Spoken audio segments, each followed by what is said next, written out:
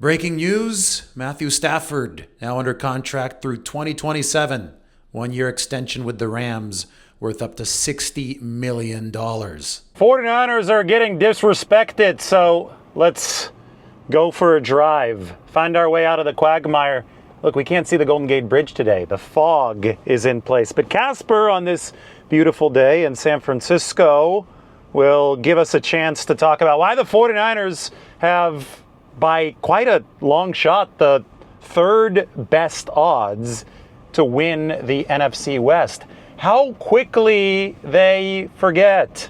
Brock Purdy without a receiving core going into Seattle and beating the Seattle Seahawks. Not only beating the Seahawks, but leading a performance that saw San Francisco statistically dominate Seattle to open last season. Then there were the two games against the Rams. 49ers won one of them with Mac Jones at quarterback with a skeleton crew on their roster. And the other game, a loss, was not because of the 49ers offense. They put up 400 yards of total offense. They just couldn't stop a nosebleed. 49ers defense is completely different here in this 2026 season. So, yes, let's go through this NFC West. And by no means do I want to discount the Arizona Cardinals. They've added Jeremiah Love. They've added some more talent. But this is about the Seahawks and the Rams. Remember that the 49ers, the Seahawks, and the Rams formed perhaps the greatest division in NFL history last year. And you saw all three of those teams win at least 12 games over the course of the regular season. The Seahawks ended up dominating in the Super Bowl, but the 49ers went toe-to-toe with both of those teams, even beat both of those teams, not at full strength. So the reason for Brock Purdy's confidence the other night at the Dwight Clark Legacy Series event, saying that the 49ers healthy can hang with anyone. Obviously, we have what it takes to go all the way and win it. Like, that's when we're at full strength and good to go. Is rooted in data, is rooted in what's actually happened. And that was 49ers success, big-time 49ers success against the Seahawks and the Rams last year. Now, the 49ers did fall off health-wise as that season went along. Ooh, look, cruise ship time here in San Francisco. Cruise terminal. Sometimes there's not a ship in there. Today it looks like there's a carnival ship there. And, you know, we get the planes, trains, boats, automobiles.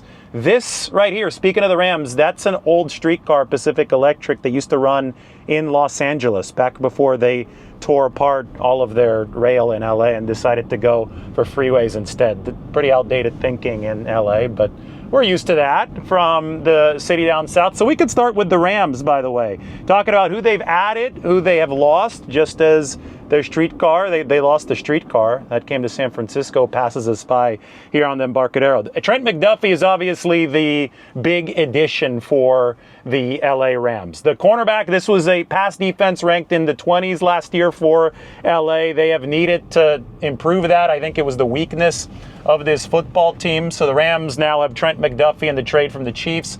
That should make what was the worst part of this LA team better. They've also added Jalen Watson from Kansas City. So a couple of Chiefs cornerbacks have been the way for the Rams. Watson and McDuffie will replace the old Rams cornerbacks, and one could argue that those cornerbacks did need replacing. Kobe Durant, Darius Williams, both gone. Durant to the Cowboys, Darius Williams has retired. The Rams have also lost Tutu Atwell, the small receiver, and Rob Havenstein, their starting right tackle. They have also added Grant Stewart, a linebacker, and Joe Cardona, a long snapper, for this 2026 season. The draft picks for the Rams, Ty Simpson, of course, that this was one that it seemed that John Lynch and Kyle Shanahan both enjoyed. At 13, your reaction to the Rams taking a guy that isn't going to immediately impact them next year?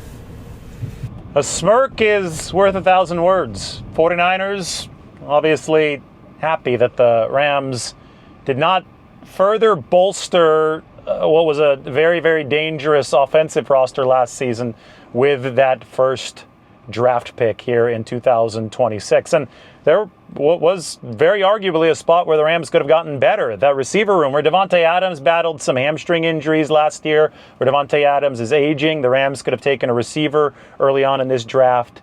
They did not, and that could be seen as a potential break for the rest of the NFC West. The tight end, Max Clare, out of Ohio State, picked at number 61. Remember, the Rams going heavy into the 13 personnel revolution. They might have sparked it with Sean McVay last year, so yet another tight end added to the mix for the Rams. So to play these guys, to defend these guys, you're going to have some defensive muscle. You're going to have to be able to stop the run to prevent Rams' adaptability up front after they led the league with 3 tight end usage last year. It looks like they're going to continue trying to hammer that this season. Might be a true spot of divergence between Sean McVay and Kyle Shanahan. Shanahan not loading up on the tight ends. Looks like he's loading up on the wide receivers. The Rams did use a later pick on C.J. Daniels, a wide receiver out of Miami in round 6, but no premium draft capital used at that wideout position. Defensive tackle Tim Keenan III picked in the 7th round. And offensive tackle Keegan Trost picked by the Rams in the 3rd round. Maybe that is going to help them replace Rob Havenstein. There's the Ferry Building here in San Francisco. As you can see, I'm recording this at around 2:27 p.m. according to the clock tower on the Ferry Building. Our cousin, another Waymo, is ahead of us, and here is downtown San Francisco. Now, I'm actually going to get to stay in that hotel right there, the old Hyatt Regency. We're tearing down the old fountain here at Justin Herman Plaza. That hotel, though, is a really cool atrium. Keep that in mind for when I am next in San Francisco. I'm heading out to a surprise destination. So as you can tell, I'm leaving town right now. You guys can guess where that surprise destination is going to be. So the Rams, where are they going to be offensively in this 2026 season? It depends a lot on Matthew Stafford, but I can tell you what, you're not getting any younger. I think that's why the Rams found it very, very necessary to improve their defense, improve their secondary. This might have been a top 2, top 3 offense last year, but the league is going to adjust to some of the 13 personnel concepts that we're seeing from the Rams. And I don't know if Matthew Stafford has another top 5 efficiency season in him. He definitely wasn't top 5 efficiency in 2022. He wasn't in 2023. He wasn't in 2024. Matthew Stafford was around number 17 efficiency in those 3 years. Surged last season, but I think a huge part of the Rams' surge was their ability to catch the league off guard with the 13 personnel, all those tight ends zagging while the league was zigging. Obviously, they were able to stay generally healthy offensively. They're only getting older on that side of the ball, and the league will be able to counter adjust. I'm not so sure that the Rams are going to be a top 2 or top 3 offense in 2026. Rolling along the Embarcadero, I believe, as I'm recording this, I believe the Giants are going to be playing later tonight. We're getting to see a lot of these old streetcars. See which city this one is from. Baltimore Transit, cool. We could talk about the Ravens, but we're not going to talk about the Ravens. We will talk about the Seattle Seahawks. And, I guess that goes hand in hand with the Ravens, since Mike Macdonald, the head coach of Seattle, has come from Baltimore. Seahawks have lost quite a bit over the course of this offseason, and I think that's where you have to start when you're discussing the defending Super Bowl champions. Kenneth Walker, Super Bowl MVP, gone to the Chiefs. Boye Mafe, good edge rusher, gone to the Bengals. Kobe Bryant, one of the defensive backs in that scary Seahawks secondary, he's gone to the Bears. Tariq Woolen, we mentioned him at the start of this show. Tariq Woolen was the guy victimized by Jake Tonjes in week 1 when the 49ers beat the Seahawks up in the Pacific Northwest. Tariq Woolen has headed to the Philadelphia Eagles on a 1-year deal. And it is not a departure to scoff at, because even though Woolen started the season struggling, he did finish playing much, much better football. And the Seahawks obviously had a historically good defense in 2025. So here are some of the additions and the re-signings that the Seahawks have made. Dante Fowler, veteran edge rusher, brought in to help pick up some of that slack lost by Boye Mafe. They were able to re-sign Rashid Shaheed, and he was a big-time piece for this team on special teams in 2025. Returned that kick for a touchdown to open the game against the 49ers. Had a big punt return touchdown in that game to determine home field advantage against the Rams. Josh Jobe, cornerback, he's brought back to this football team, so they're able to keep some of that strength in the secondary. Ernest Jones, the fourth, a good linebacker, actually played with the Rams before the Seattle Seahawks. He's back on a multi-year deal with Seattle. And of course, JSN, Jackson Smith-Njigba, the wide receiver, is back. But this is where, we have to bring some realism back to the table. As we flip this around, let's see some of the architecture here in downtown San Francisco. That right there, I'm panning up, is 181 Fremont, which is the tallest residential-only skyscraper west of the Mississippi River. Pretty cool modern architecture for 181 Fremont.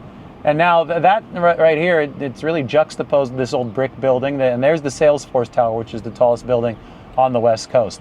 The park that I've shown in some of my videos, the Salesforce Park, I guess the Transbay Transit Center, sponsored by Salesforce, whatever they want to call it, that was right there as well. This is like the new area of downtown San Francisco. We've never had a chance to take a Waymo through here. There's Chipotle. Chipotle inspired by San Francisco Mission-style burritos, though nowhere near as good as San Francisco Mission-style burritos. You're not going to get as much food character in this area. But we are on our way to Deli Board, which is the best sandwich in the world. Seahawks draft pick says, look what we're passing right now. This is fitting. This is the LinkedIn headquarters, otherwise known as the Darth Vader building. And I think they say welcome to the dark side for the Seattle Seahawks. Anyway, we can welcome these draft picks of the Seattle Seahawks to the dark side. Jadarian Price, the running back out of Notre Dame, just like Jeremiah Love, first time in NFL history that running backs from the same college have been the top two running backs selected. So Price there, obviously, to replace Kenneth Walker III. Bud Clark, the safety out of TCU, the pick for Seattle, number 64. They got a cornerback out of Arkansas, Julian Neal, at pick number 99 in the third round. A guard out of Iowa, Bo Stevens, former teammate of Connor Colby's, in round 5.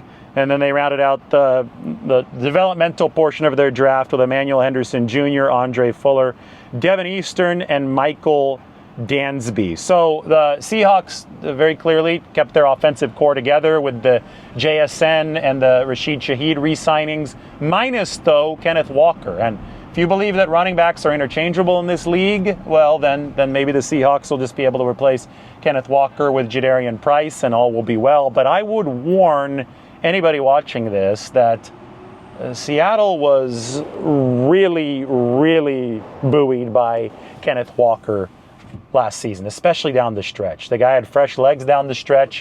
He was something else. He was bouncy. He was powerful. His Super Bowl performance, some of the burst that we saw to the outside from Kenneth Walker was impressive. I think that running backs have actually become less interchangeable in recent years. I think we're seeing a running back renaissance sparked by the McCaffreys and the Saquon Barkleys of the world. Kenneth Walker now in on it with being one of the top paid running backs in the league. And if the Seahawks think that it's just going to be plug and play with Jadarian Price, that might be a tough transition for them. Of course, they still do also have Zach Charbonnet coming off of the injury. He got hurt late last season. Defensively, likely at least some drop-off for the Seahawks, and that's outside of the personnel losses. If you talk about Boye Mafe and Kobe Bryant and Tariq Woolen leaving this football team, even if you do return everybody defensively, it is rare to be able to maintain efficiency year in, year out. There's a lot more volatility in defensive efficiency rankings than there is on the offensive side of the ball. Some of that probably based on the fact that offenses are going to be studying Seattle's defense very closely over the course of this offseason and trying to figure out ways to defeat it. The 49ers need to run the ball better to move the ball on Seattle. That's how you diffuse any pass rush, especially a great pass rush. And look what the 49ers have done. They have taken their wide receiver room and they've made it bigger and stronger. Obviously, that wide receiver room is going to be better at catching the ball, running routes this year, but it's also better at blocking this year. The 49ers might try to stretch out this Seattle Seahawks defense. They might try to go 4 wide more often since they've bolstered the receiver room much more than they've bolstered the tight end room. But the ability to block at the X position for Mike Evans, there's a reason that I've brought this up so many times. It is very, very tied to the 49ers faring better against the Seahawks. And then by extension, well, they were able to run the ball against the Rams last year, the 49ers were. But I think you see where LA is going to improve in that secondary with Trent McDuffie and company. Well, Jalen Watson also from the Kansas City Chiefs. I think that it's very, very key for the 49ers to be able to win some one-on-one matchups with their receivers. So the biggest improvement that San Francisco has made, the most focused improvement that they made on that offensive side of the ball for not only the pass game, but also the run game with the weapons they've gotten on the perimeter between Evans, a healthy Pearsall, Christian Kirk, and obviously Dejon Stribling, directly targeted at trying to beat Seattle and LA teams whom the 49ers already beat with much less at the receiver room last year. That alone makes the 49ers a threat to the Seahawks and the Rams. The improvement at receiver alone, because obviously the 49ers have the quarterback and obviously they've got other weapons to be reckoned with, but they had to get better at the wideout position. But the fact that the defensive makeover is now complete for the 49ers, I think that's the biggest deal and the biggest shift that outsiders are not accounting for here. Only Nick Bosa remains from the 2024 defensive line rotation.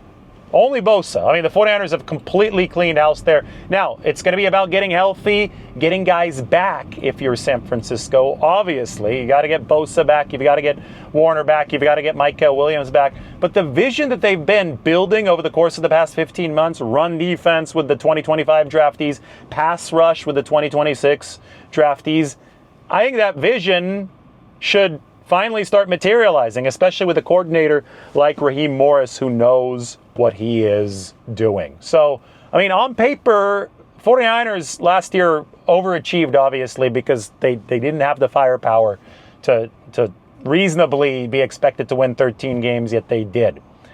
2 of those 13 wins were over the Seahawks and the Rams. This year, at full strength, 49ers are right there. Maybe even better roster-wise than Seattle. LA is going to be a tough sell because LA, it just depends on if that offense erodes age-wise.